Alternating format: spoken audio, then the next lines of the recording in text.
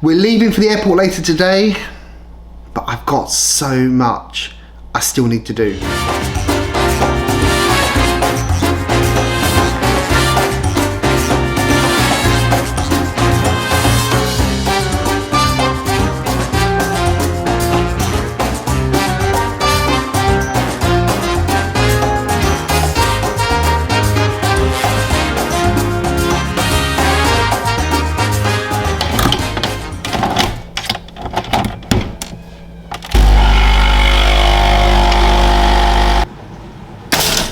Good morning, welcome Your Royal Highness. Oh my goodness, it's come around so quickly.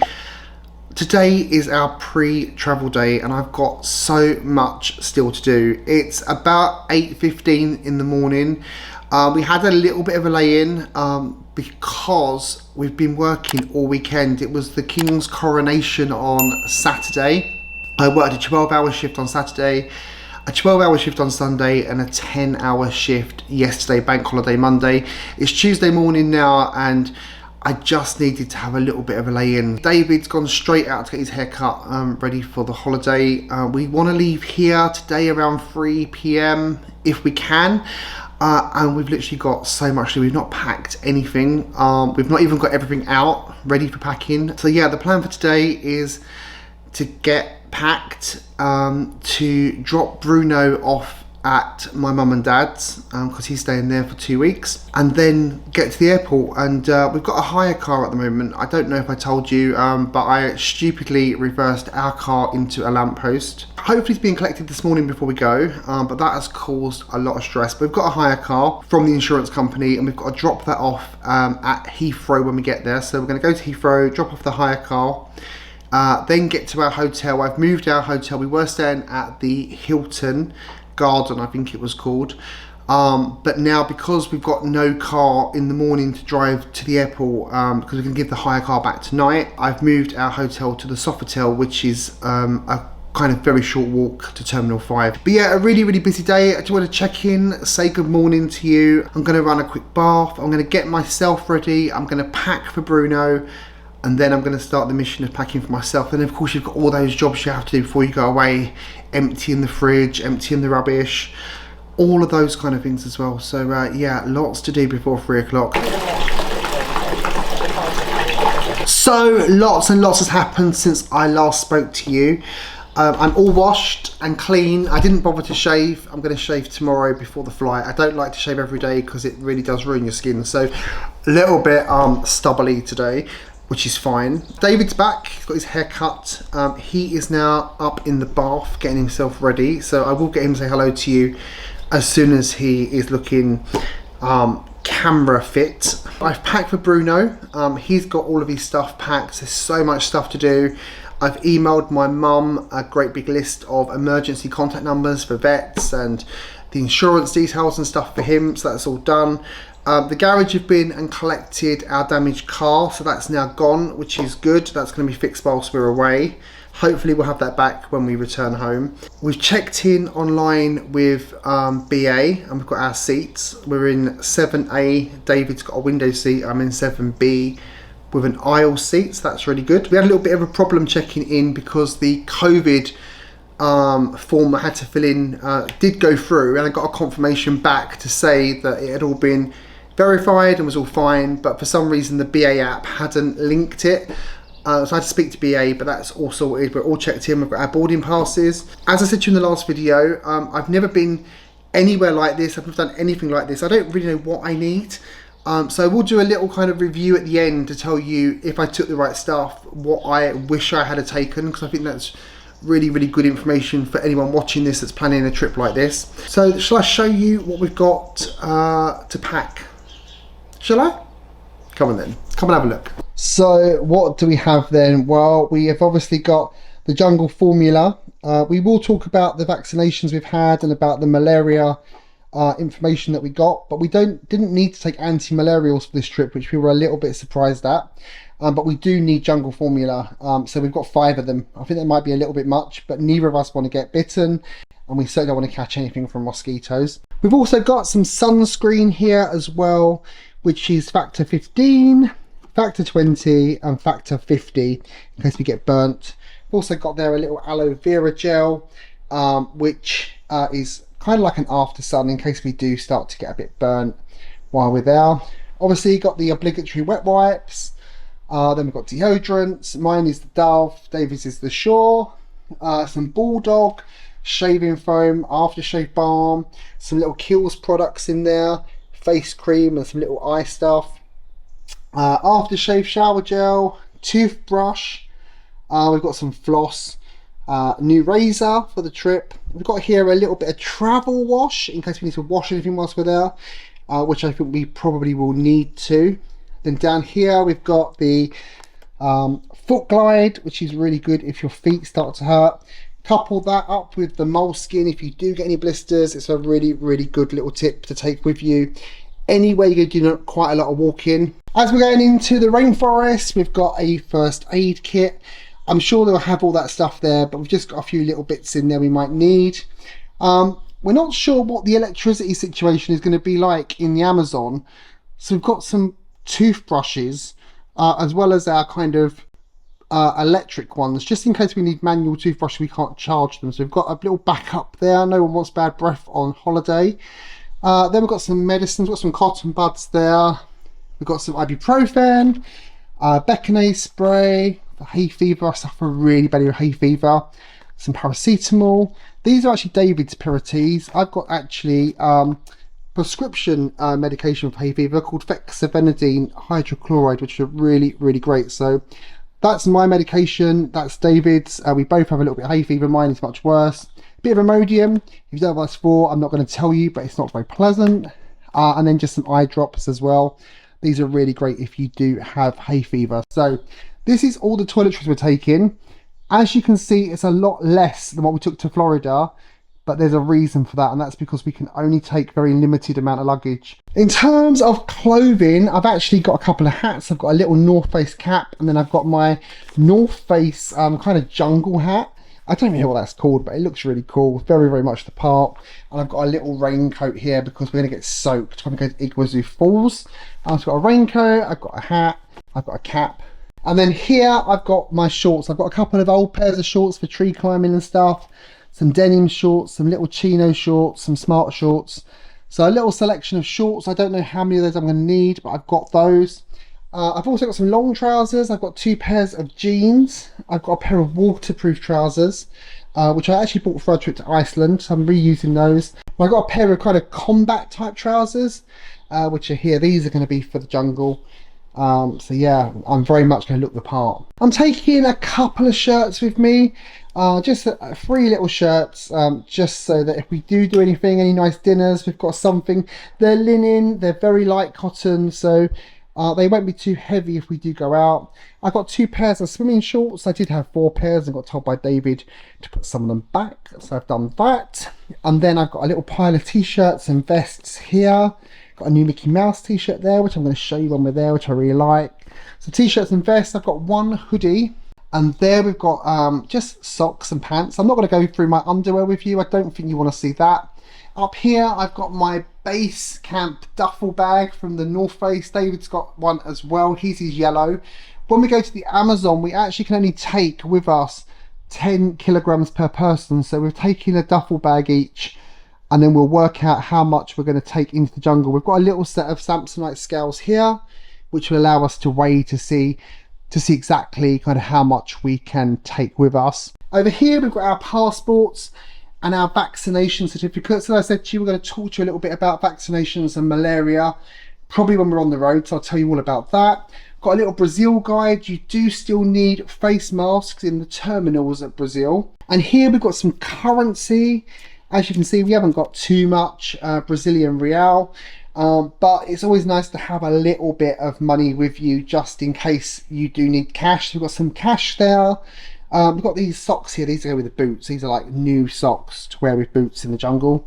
David tells me to stop snakes biting me, but I cannot see that's gonna help. Then here got a couple of new gadgets for the GoPro. That's a microphone, and this one's going to be a light. It's over there charging at the moment. I've got the GoPro camera in here, lots of batteries and cards and a floaty and stuff. Then we've got sunglasses, obligatory sunglasses. You may remember on the last trip, I took lots and lots of shoes with me. On this trip, I've had to scale right back to a pair of walking boots, which are for the Amazon, and probably for Iguazu as well, to be honest. I've got a pair of flip-flops, a pair of espadrilles, and then a pair of little kind of boat shoes, deck shoes, what we want to call them, from, I think they're from June, but just to wear in case we go anywhere that needs to be a little bit smarter. As before, I'm going to take my Alexander McQueen little holder as my hand luggage, and then I'm also going to take my North Face bag. This is actually my work bag that I take to work with me, just when we're out and about. It's a really good little bag. You can get quite a lot in it. So that is everything I'm taking. Some of that stuff belongs to David in terms of the toiletries and the kind of passports and technical stuff in terms of vlogging. The clothes are all mine. He's packed his clothes already. So wish me luck. I'm going to get that packed now, and then I will come back to you once we're in the car, once we're on the road, and I'll tell you a little bit about the vaccination requirements, the malaria stuff, and yeah, if you've got any questions at all for me about this trip, whack them in the comments down below. Really happy to answer them. And if you want to see how this compares to what I took to Orlando, I'll link that video for you down below, and also a link should pop up here, or maybe here, I'm not entirely sure. I think it's the pop up here. So yeah, check out the link if you want to see how this compares to Orlando. I took so much more stuff, so this will be interesting how well I cope with this smaller amount of luggage. Anyway, let's go and get packed, and I will see you very shortly when we're on the road. So we are now on our way to the airport. Bruno has been dropped off with my mum. It was a little bit sad leaving him. We both get a bit upset leaving him. We hate not having him near us because he's our little boy, our little baby. So we dropped him off. A little bit sad about that, but not too sad. We're going to go on holiday anyway. It's now about 4:45, 4:45, on our way to drop off the hire car at Enterprise. David is driving. You've not seen him yet today in this video because he was out having his hair cut when I filmed the first bit, and then he was in the bath when I filmed the packing bit. So we're all packed. Everything is in the back here, all packed up. So I said I would tell you about the malaria and vaccine requirements for this trip, so I'll do that now while we're sitting in the traffic. So with regards to malaria, we were told we did not need to have malaria anti-malarial tablets for this trip, both by our GP nurse and also by the Superdrug nurse at Lakeside. We went to the travel clinic there and had our vaccines. Where we're going is not believed to be like a high risk area for malaria, so they just told us to get some D50 jungle formula type stuff, so we've got that. So no anti-malarials required. With regards to vaccines, we had to both have hepatitis A vaccine, not the actual disease. We had to have tetanus, polio, typhoid and yellow fever. So we've had quite a few injections ready for this trip. We had them probably about 6 weeks ago, I would say. And yeah, we both actually caught the yellow fever. It's a live vaccine they give you, and we both caught it in a very mild dose. And let me tell you now, you do not want yellow fever. Even the mild dose was horrendous, wasn't it, David? It was really weird. It gave you a temperature, but you could feel in your body and mind like you knew it wasn't a full temperature. Yeah. I can't explain it. It was horrible, wasn't it? So weird. Yeah, so you don't want yellow fever. So yeah, the vaccines we had: hepatitis A, tetanus, polio, typhoid, yellow fever. Is that it? Have I missed anything?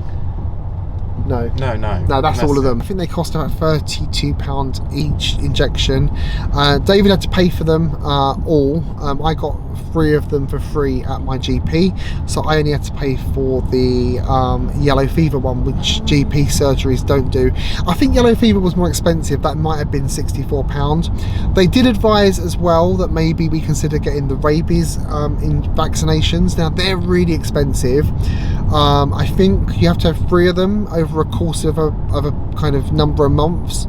and that was almost £200 each to have those injections. We didn't have them, not because we didn't want to have them, but there's a national shortage of rabies vaccines here in the UK, so they couldn't get hold of them, and it was only advisory. They weren't saying, oh my god, it's mandatory, you must have those rabies jabs. But if we do get licked or bitten by an animal while we're there, we will have to go to hospital, and then there's a vaccine you can have kind of post-incident, like a post-bite one. So anyway, let's just hope that doesn't happen. I'm not intending to get licked or bitten by any animal while we're there.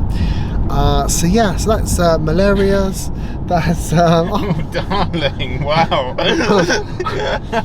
I think that's amused David. Small things, eh? So yeah, so that's the malarials and the vaccinations. We are now sitting in some traffic. We're moving very slowly along at the moment, but we're in no rush. We're going to get to the Enterprise, drop off the rental car off. Then we're going to make our way to the terminal, find our hotel check-in, and then we're going to get some dinner. And I think this one is probably the most excited about that he's been all day. Dinner, nice little bit of wine as well. Oh, of course. So yeah, so we'll check back in with you probably when we get to the airport. And let you know how we're getting on.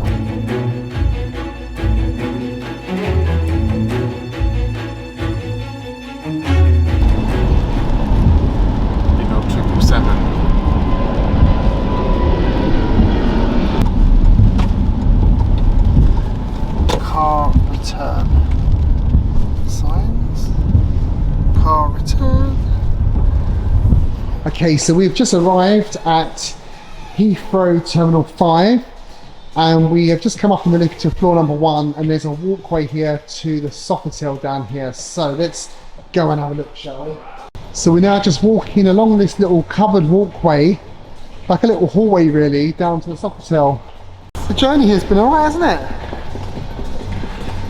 Yeah, a little detour. A little detour. Why did we have a little detour? Because we forgot the petrol. Our needed petrol. This is very nice, isn't it? Better than the Gatwick one. Do you remember that walkway at Gatwick? Yeah, the walkway here is like in the 1960s spaceship. Although I think we might be coming up to that now. Look what's ahead.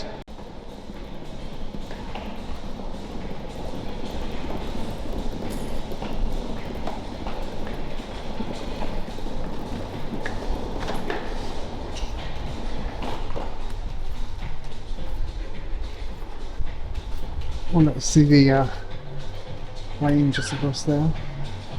There's one of those pods.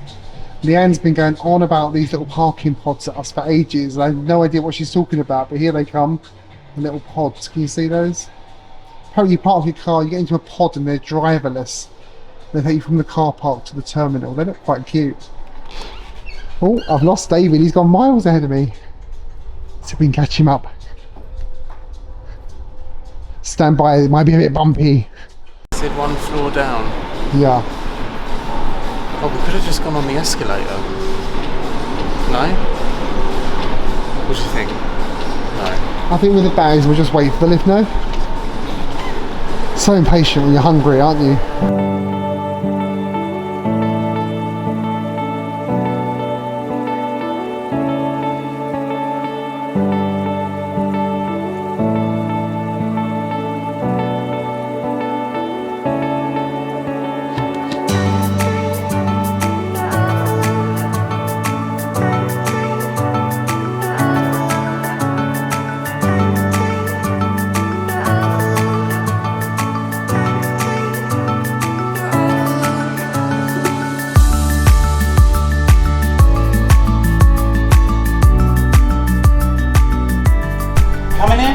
Okay, so we are here at the Sofitel London Heathrow Terminal 5. Obviously we stayed at Sofitel at Gatwick before, we gave you a room tour there. I will link that video for you if you want to see the Gatwick one down below, and also it should pop up here as well for you right now. So if you want to see Gatwick, Sofitel, that's there. This is a superior room, so let's show you around. So we've got like a little kettle, a couple of glasses, some tea cups, and what have we got in here? We've got milk, got English breakfast tea, Earl Grey, some green tea. Oh, got some biscuits. Like a room service menu for breakfast. So continental breakfast here is £21 if you want it delivered to your room, £30 for traditional breakfast. So yeah, you can hang that outside and get breakfast delivered. So in here, we've got a very large closet with an extra pillow up there, plenty of hangers and a bathrobe, very nice. Slippers, David, you love these hotel slippers, so I dare say these will be coming with us. Oh yeah, look, you're but very I didn't need to bring mine in my hand luggage. Oh, then. if only people could see how excited you look now by the slippers. I've got some slippers in now. Don't forget them. We won't forget them, don't worry. That also opens up as well, and in here we've got an iron and an ironing board, which is really quite useful at an airport hotel, I guess, because you might want to give your clothes a little iron before you get on the plane. In this one here, we have got a safe, just a kind of standard hotel room safe, and then down here a very small little fridge that has a complimentary bottle of water in the fridge, which is quite a nice little touch. We've got a television on the wall, quite a nice large desk and a phone, quite nice soft ambient lighting in here, which I really do quite like as well. A little chair. Over here we've got like an easy chair with a kind of like little leg rest, a small table. Bizarrely, we've got this kind of like extra bed, although David, you can sleep in there if you want later on, if you're naughty. Out here, we haven't got much of a view, but we can see kind of just down to kind of like a little coffee area downstairs. There's not really much to see down there. It's a very, very large bed. Shall I test it? Yeah. Ready? Oh! Is it nice? Oh, that's really comfy. So there's no plug sockets or USBs on the bedside tables that I can see, but there are some over here on the desk. Oh, we've got a television in the bathroom. It's a really nice bathroom. What? Like at home? Yeah. Oh, that's cool. We've got the Bellman products they had at the last Let's just give a Sofitel. little... So yeah, I've got Another dressing gown behind the door, so there's two in the room. Yeah, 2 dressing gowns. And then the walk-in shower. We have a walk-in shower with more Bellman products in here. Telephone on the toilet. I'm not sure if you want to chat while you're on the toilet, but you can. I'm not going to zoom on that. Yeah, very nice. It's nice. It's a nice room. Clean, modern. So overall, it's a really nice, clean, appears to be quite a comfy room. Obviously, we'll tell you about that after our night's sleep. But yeah, this is alright, isn't it? Our room at Gatwick was a lot smaller than this, Our room at Gatwick was much smaller than this. This is a superior room, so maybe that's the reason why. I think we had a basic room before. But yeah, this room is lovely. David, what do you want to do now? Go eat. Go and eat. Okay, let's go and see what the options are, shall we? Yeah, let's go.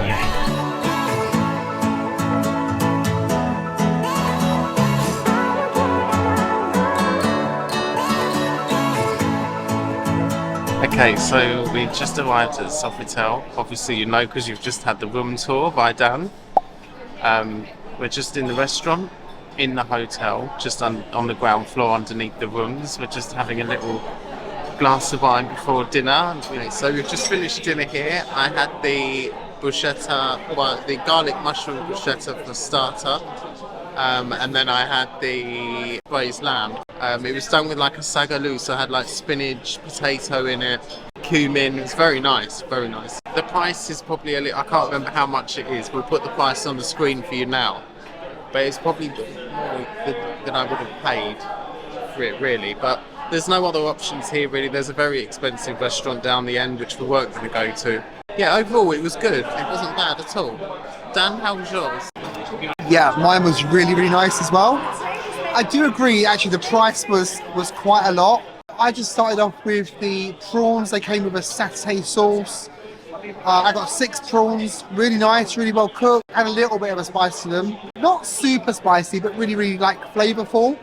And then I had the haddock with triple cooked chips and some kind of puree peas.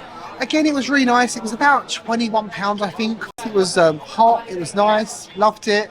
The wine we've got a Rioja, bottle of Rioja to share. That's really, really lovely as well. So would you recommend this place? if you were staying here? Yeah, come here, it's fine, it's But fine. if you were in Scotland, you wouldn't come all the way down here just to eat here, no? No. There's plenty of better places up there.